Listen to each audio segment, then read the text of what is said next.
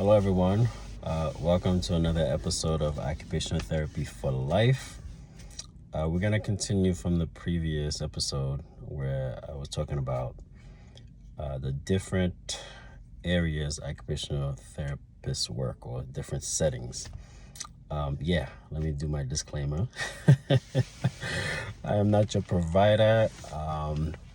And if you need help, if you have a medical emergency, you should call 911.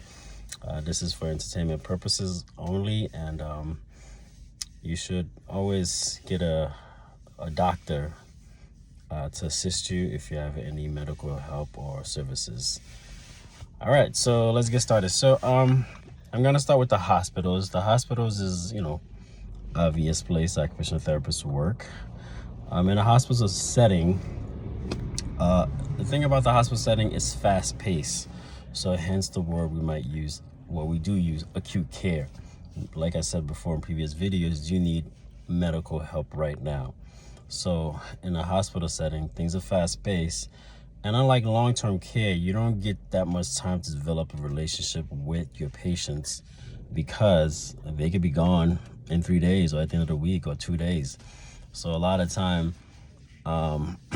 there's a high turnover because, hospitals, they're receiving people every day. So they cannot just let somebody hold the bed, so to speak, just to hold it because they like them. So, so if a person is stabilized, because the focus of the hospital is to stabilize you, whether you needed surgery or you had a stroke or whatever medical event that you had, they need to stabilize you.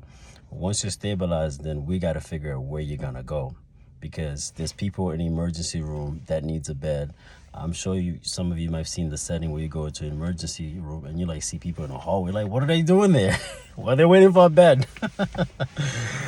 So the hospital is a very intense place, and so things have to keep moving.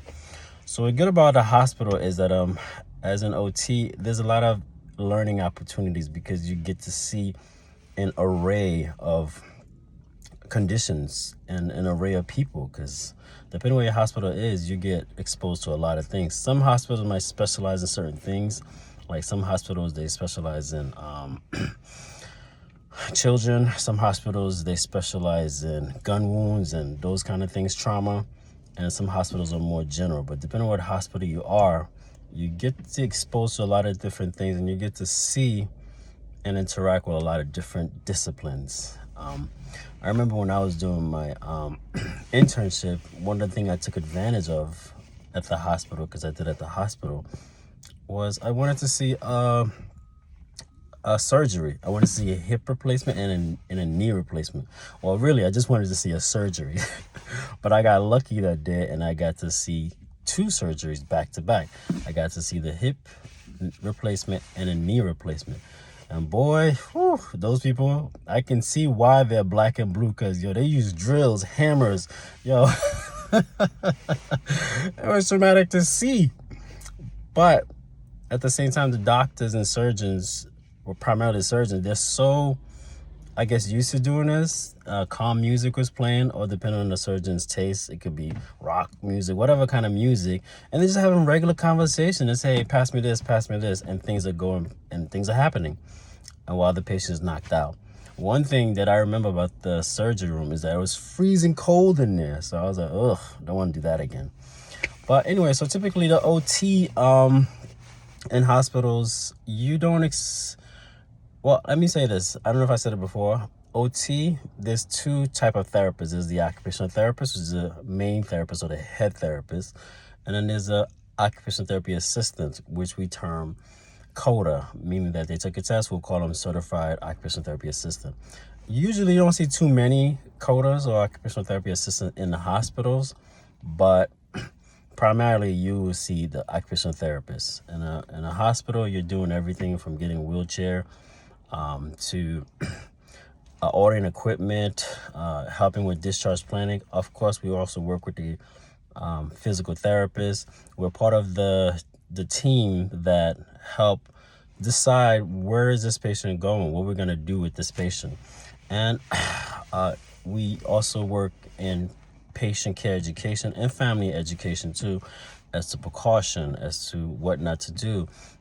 Does the patient know their situation and the safety and what they have to avoid, and does the family know how to take care of them? We may recommend exercise program. So depending where they go, if they go into a subacute, which I spoke about before, is like a skilled nursing facility, some things may not be referred, like a home exercise program, because they're not going home, but they're going to the nursing home. So because they know they're getting continued care, so those things, some things may not be recommended. But if they're going home, depending on what we recommend, whether they go to outpatient or they go home where they get therapy that comes to the house for a couple of days a week, depending on what they qualify for, this, because a lot of factors have to be considered. Insurance, all these things, where the person live, accessibility to their home based on their condition. Are they safe to even go home? If a person has a flight of steps and had this major surgery and they can't stand, they can't walk, how do they get inside? So all these things have to be considered. On splinting, hand splinting, even though nowadays you hear more about prefab, splinting is basically, I'm going to cover that in little videos, is I guess you can call it a device to help position parts of your body. Let's say you had a hand injury, for easy explanation, and you want to position a certain way. So the splinting will help you position a certain way, and the way is anatomically advantageous to you, because we want you to heal in a way that is not going to cause continued damage or deformity. So things like that will probably be done and addressed as the hospital, depending on your situation, because it's very quick. So we also look at the patient cognition and mobility, because we want to make sure, let's say this person lives alone, and because sometimes they come in and they're mentally affected. So whether it's medication or something, or stroke, or they're just not safe to go home. So we have to look at all these things before they go home. So that's the hospital setting in a brief summary.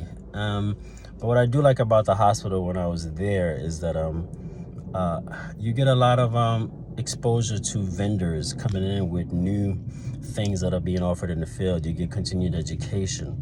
Sometime in long-term care, you may have to do that on your own time, but the hospital has more benefits in terms of that. Plus you get out early. It's a fast-paced environment. Your day goes by like this. The only downside I would say for me is that you don't really get time to get to know your patients. So as a result, although it's fast-paced, you're learning, you get a lot of information, you see a lot of things, but you don't get to see a lot. You don't get to do a lot with your patient, because like I said, in 2-3 days they gotta go, they gotta get discharged, and so you have to go see another patient. And you know, sometimes just as an occupational therapist, somebody you go see them bedside after a procedure or an event like a stroke for easy explanation. I might just want them to be able to do simple things like, can you access your call bell that's on the bed to use it? Are you able to access your phone? Or if you can't, how can we make that happen? Because that's a quality of life issue. You want to be able to speak to your family members. And that helps you during the process. So all these little things that may seem insignificant are very important. So along with the physical therapist, occupational therapist, we work alongside as a team to help get the patient to where they are safe to go to subacute, safe to go home, or even assisted living facilities, wherever they need to go. The team, including with the family, doctors, everybody's involved, social care, social worker, is involved in the process of helping them to go home. Yeah, this came out longer than I thought. So the next video is going to be about the school setting, because that has a lot of information too, because I don't want to rush this, you know, because I'm technically not pressed for time, but at the same time, I guess I was thinking like, hey, let me not just spend too long on one topic. But like I said before, therapy is so broad, that so much information, and some things you explain, you need to give further explanation so the audience can understand what you're talking about. But for the most part, hospital setting, one thing to remember, it's fast paced. you're learning a lot, you're exposed to a lot of discipline. And also, typically you don't have codas, which is the assistant. You just have the OTR. The reason you don't have the assistant, because usually the way things are set up, the assistant would need somebody to sign off their documentation. It's like, I'm a supervisor to the assistant. So hospitals and schools, on the average, don't have assistants. Here and there, you see an assistant here and there, but most cases, you do not have an assistant, occupational therapy assistant there. It's physical therapy, PT, speech, the supervisor level, so to speak. All right, people, I'm gonna sign off. Until next time, have a good day, and we'll see you guys again. All right, bye. Thank you for your support.